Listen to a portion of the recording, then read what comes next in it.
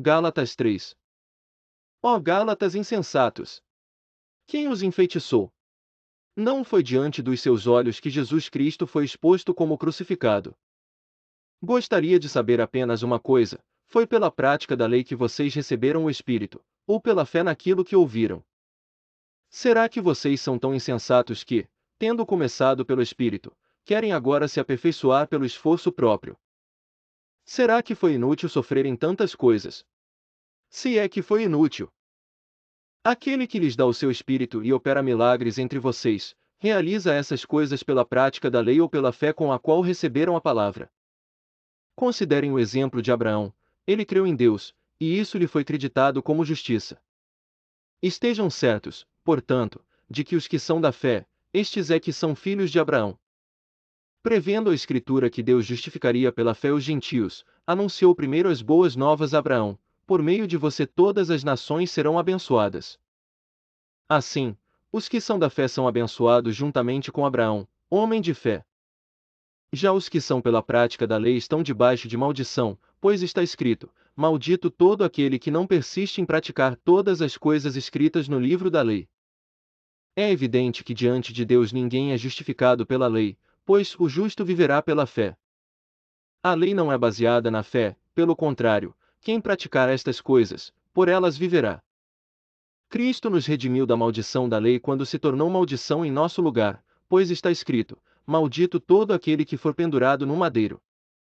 Isso para que em Cristo Jesus a bênção de Abraão chegasse também aos gentios, para que recebêssemos a promessa do Espírito mediante a fé. Irmãos, humanamente falando, ninguém pode anular um testamento depois de ratificado, nem acrescentar-lhe algo.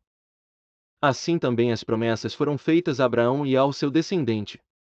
A Escritura não diz, e aos seus descendentes, como se falando de muitos, mas, ao seu descendente, dando a entender que se trata de um só, isto é, Cristo.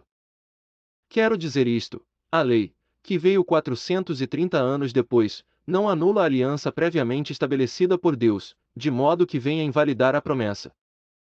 Pois, se a herança depende da lei, já não depende de promessa.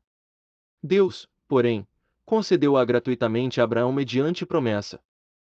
Qual era então o propósito da lei?